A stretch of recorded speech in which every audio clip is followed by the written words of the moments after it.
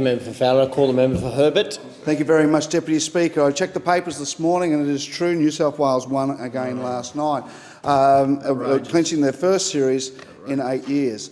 One of the things we did see last night, though, was the probable close on a stellar career for Brent Tate.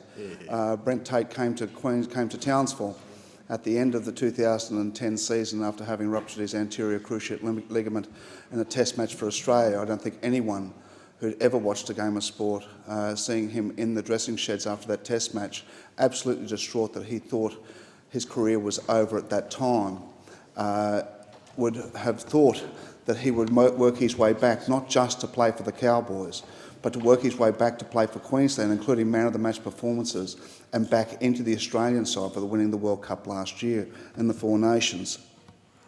Brent Tate played over 250 games, or nearly 250 games, for the Broncos, the Warriors and now the Cowboys. He played 26 tests, and last night was probably the last of his 23 State of Origins. He's married to Lani, who's a beautiful girl and fantastic netball player, plays for the Magnetic Steel Cats in Townsville, and they have two beautiful kids. Last night will be his fourth knee reconstruction. A good friend of mine, Wayne Nicholson, is a fellow auctioneer in Townsville, and he's very close to the Cowboys. Brent Tate is a very special person, and I'm trying not to make this sound like a condolence motion because he's not dead. He didn't die, he's just done his knee. But Nico, as Wayne Nicholson is called, has a very special place in his heart for Brent Tate. Brent Tate is a fierce competitor. He shares a room when he travels with Gavin Cooper, and Gavin Cooper says he's angry at absolutely everything when they travel.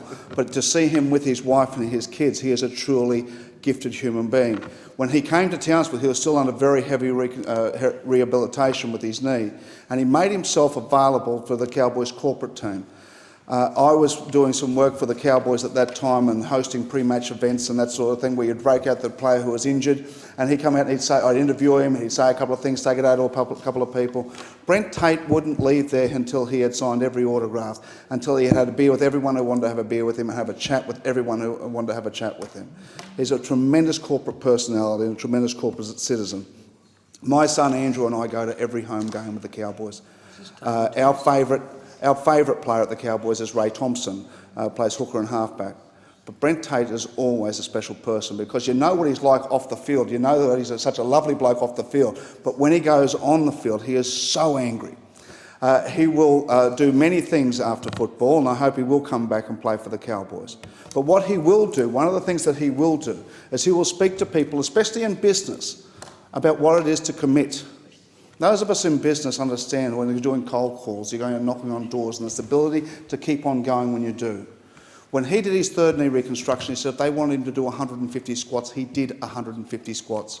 Because if he couldn't make it back, it didn't want to be his fault. It wanted to be that he couldn't possibly do it. So he dotted every I, he crossed every T, he made every session, he never complained. And that's what we in the business world or in the political world must remember, that people do this. So whether it is a sporting context where he has done this to make sure his rehabilitation was done correctly, or it's us as parliamentarians making sure that we are seeing everyone in our electorate. There is so much we can learn from a bloke like Brent Tate. I heard him speak recently, and they asked him about his first State of Origin match, and he said it's absolutely true. He came off the bench.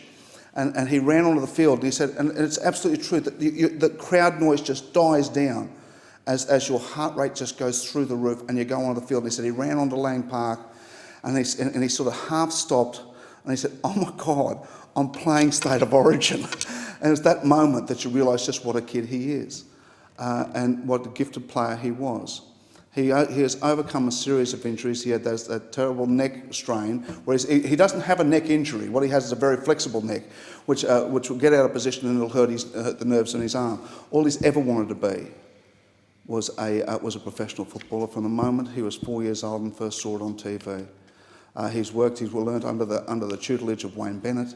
He's been a fantastic citizen for the Townsville. He's been a fantastic addition to the North Queensland Cowboys.